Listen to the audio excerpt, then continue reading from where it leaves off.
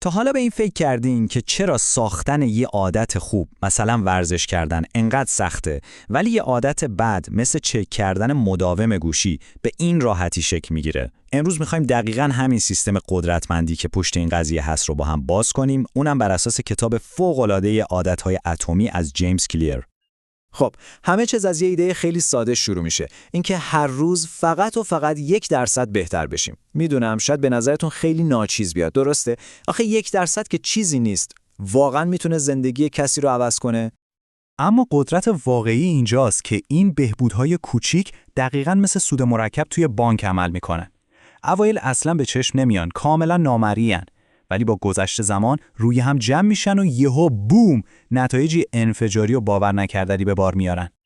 بذارید اینو با عدد و رقم بهتون نشون بدم. اگه شما فقط برای 1 سال هر روز 1% بهتر بشین، میدونین آخر سال چی میشه؟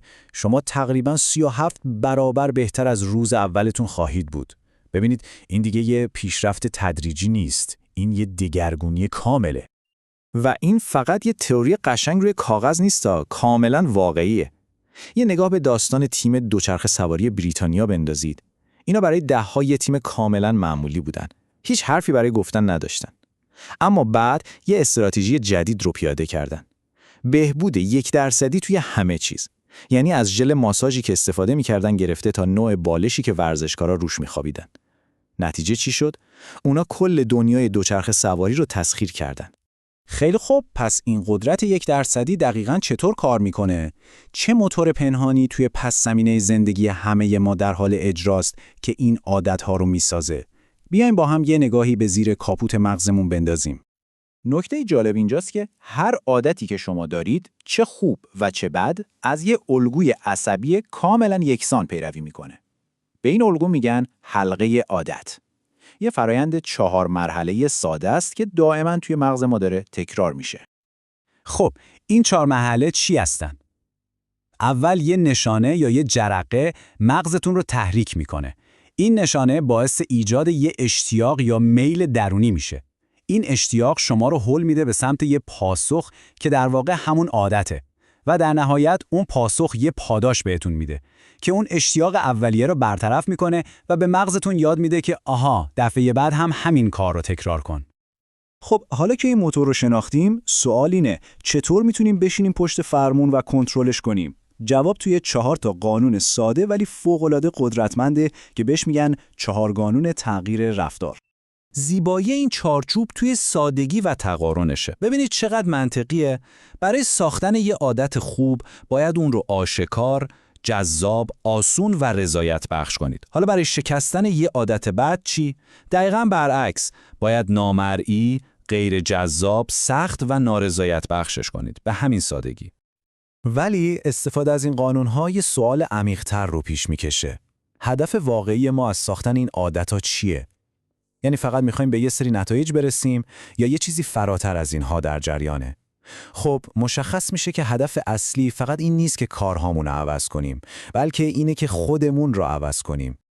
این یه تغییر نگرش خیلی اساسیه. یعنی موثرترین راه برای تغییر اینه که روی هویتی که می‌خوایم داشته باشیم تمرکز کنیم، نه روی نتیجه‌ای که می‌خوایم بگیریم. مثلا به جای اینکه بگین می‌خوام یه کتاب بنویسم، بگین می‌خوام یه نویسنده بشم. ببینید، هدف انجام دادن نیست، هدف شدن هست.